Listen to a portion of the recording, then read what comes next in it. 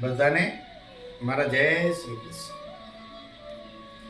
5000 વર્ષ કરતા વધારે, અરે એમ કહો કે મહાકાવ્યમાં સૌથી વધારે પુરાણું મહાકાવ્ય એટલે મહાભારત. હિન્દુ ધર્મમાં શાસ્ત્રની પદવી મેળવેલ આ મહાકાવ્યમાં ચંદ્રવંશી રાજા પ્રપતિના નાના પુત્ર શાંતનુ અને દેવી ગંગાના સૌથી નાના પુત્ર દેવવ્રતનું પાત્ર સૌથી વિચક્ષણ અને વિલક્ષણ છે. એ મહામાહિમની પ્રતિભા એટલી દેદીપ્યમાન છે કે આજે આટલા લાંબા સમય પછી પણ એમના વિશે વાત કરવાની ઈચ્છા થઈ ગઈ છે. મહાભારતમાં જે ઉલ્લેખ છે તે અનુસાર દેવવ્રત એ પ્રભાસ ઉર્ફ દ્યુ નામના વસુનો શાપિત અવતાર હતો. પ્રભાસના શાપની ચર્ચા કરીએ તો આકાશી વસુઓ સાતેય ભાઈઓ એની પત્નીઓ સાથે જંગલમાં આનંદ કરતા હતા. એવામાં દ્યુની પત્નીની નજર જંગલમાં ફરતી સુંદર ગાય નંદિની, જે સુરભી ગાયની પુત્રી હતી, એના પર પડી અને એ ગાય એને બેહદ પસંદ આવી. સર્વ ઈચ્છા પૂર્ણ કરનાર સુરભી ગાય એ ઋષિ વશિષ્ઠની માલિકીની હતી. જ્યારે પ્રભાસ અને એના 7 ભાઈઓ એ ગાયને ચોરી કરીને લઈ જતા હતા ત્યારે ઋષિ વશિષ્ઠે એને પકડી પાડ્યા અને એમના એ નિંદનીય કામ બદલ બધાને શ્રાપ આપી દીધો. પ્રભાસ અને એના 7 ભાઈઓએ દીન થઈ ખૂબ વિનંતી કરી ત્યારે ઋષિએ શ્રાપમાં થોડી રાહત આપી અને 7 ભાઈઓ જે ચોરીના સહાયક હતા એને માત્ર જન્મ લઈને તુરંત મૃત્યુ આપીને શ્રાપમાંથી રાહત આપી.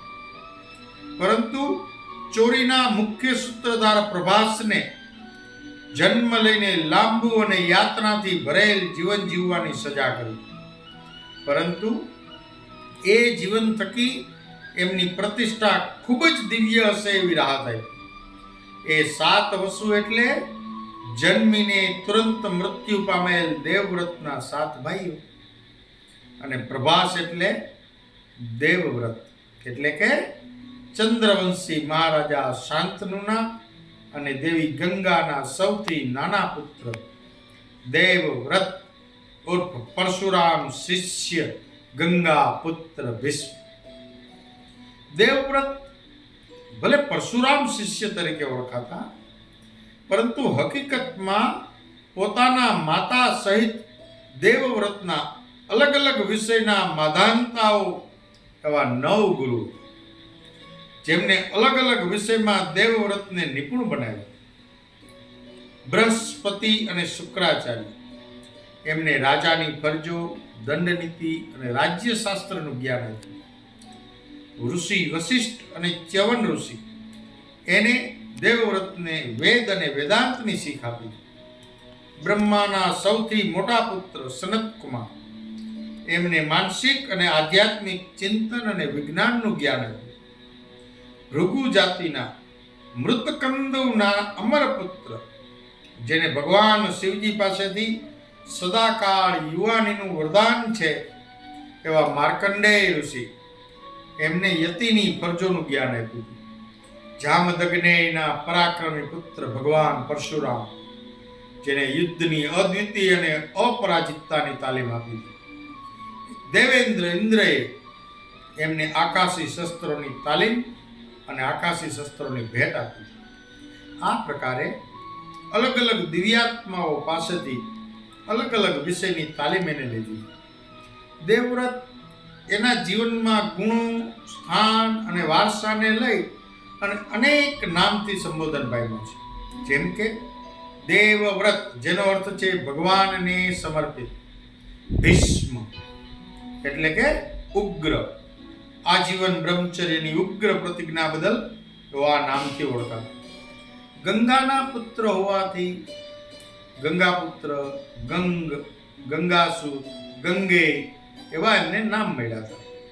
માતા ગંગાએ એને શાંતનુ રાજાને સોંપ્યા હતા, એટલે ગંગા દત્ત એ નામથી પણ એ ઓળખાયા હતા. એમની મહાનતા એવી હતી કે એનાથી એ મહામહિમનું બિરુદ પામ્યા હતા.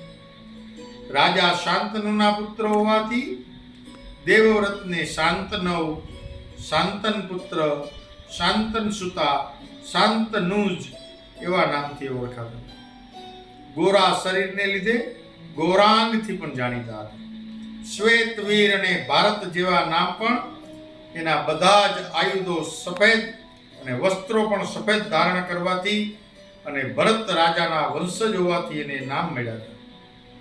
પાંડવો અને કૌરવોના પિતામહ હોવાથી પિતામહ ભીષ્મ એ નામથી પણ એ ઓળખાયા હતા. આવા હતા એ ગૌરવશાળી દેવવ્રત પિતામહ ભીષ્મ. બોલો રાધે રાધે.